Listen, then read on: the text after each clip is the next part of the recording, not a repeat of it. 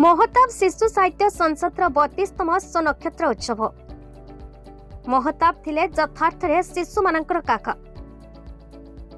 ओडिशा को नुआ करी गढ़ी तोलिबारे डॉक्टर हरेकृष्ण महताबक अवदान अतुलनीय। साहित्य, संस्कृति, इतिहास, राजनीति विशेषकर शिशु साहित्य तथा शिशु मानक उन्नति कल्प्य करी जाइथिबा कार्य जोगु से यथार्थरे शिशु मानकर काका बोले महताब शिशु साहित्य संसदर 32तम नक्षत्र उत्सव महताब जयंती जोगदी वक्तागण मत व्यक्त करिसेंति।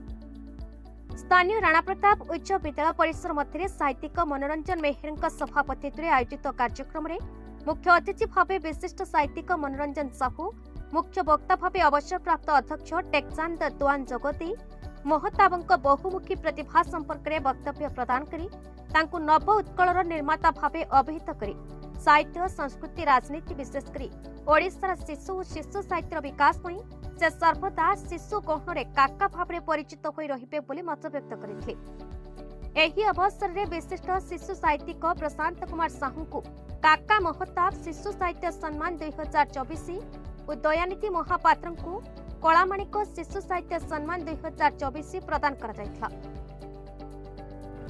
सम्मानित अतिथि भाव समाजसेवी प्रीतम सिंह, प्रधान शिक्षक सुदीप कुमार रथ जोगदी महताबंक आदर्श रे अनुप्राणित हेबाकू आह्वान देथिले।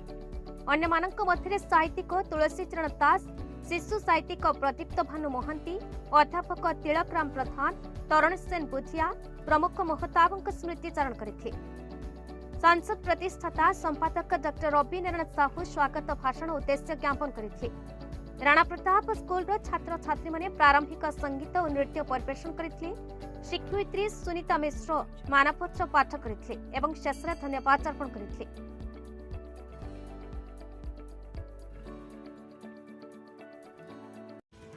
बरगड़ जिलार टिकलाल त्रिपाठी रिपोर्ट, भारत न्यूज।